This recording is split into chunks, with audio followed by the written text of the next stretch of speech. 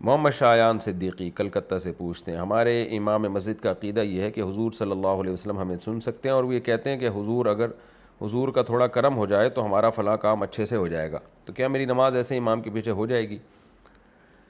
دیکھیں، اس طرح کی باتیں بہت سے لوگ مذہبی اسکالرس کر رہے ہوتے ہیں، حضور حاضر ناظر ہیں، نبی صلی اللہ علیہ وسلم مشکل کشاں ہیں، تو ان سے مطلب پوچھا جائے اس کا۔ بعض دفعہ لوگ ایسے کہہ تو دیتے ہیں، لیکن جب ان سے ڈیٹیل میں جائیں گے تو پھر وہ اس کی کوئی تعویل کرتے ہیں، اس کا کہتے ہیں ہمارا یہ مطلب نہیں، یہ مطلب تھا۔ تو کفر کے بارے میں شریعت نے احتیاط کا حکم دیا ہے کہ جلدی کسی پہ کفر کا فتویٰ نہیں لگایا جائے گا، تو احتیاط سے کام لیا جائے۔ تو آپ کو چاہیے کہ آپ امام صاحب کو چھاؤں میں لے جائیں، تنہائی میں لے جائیں، اور آپ ان سے پوچھیں کہ حضرت جی، یہ جو آپ نے الفاظ کہے ہیں کہ نبی کا ہم پہ کرم ہے تو کام بنے گا، نہیں ہوگا تو کام نہیں بنے گا، اس کا مطلب کیا ہے؟ آپ نے کہا نا کہ نبی کا کرم ہو جائے گا تو کام اچھا ہو جائے گا، تو کیا مطلب ہے آپ کا اس کا؟ کیا نبی صلی اللہ علیہ وسلم اپنی قبر مبارک سے بیٹھے بیٹھے آپ کو یہاں فائدہ پہنچا سکتے ہیں؟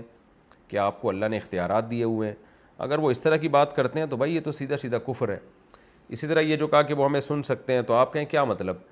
وہ جب بھی کوئی دنیا میں جہاں سے بھی بات کرے گا، پیغمبر صلی اللہ علیہ وسلم براہ راست اس کی بات سن رہے ہیں، تو یہ تو ایسی چیز ہے جو کہ شرک میں آتی ہے۔ ظاہر ہے 24 گھنٹے ہر وقت ہر ایک کی بات سننے کی طاقت تو صرف اللہ کے پاس ہے، مخلوق کے پاس نہیں ہے یہ طاقت، اور نہ اللہ نے یہ طاقت کسی کو دی ہے۔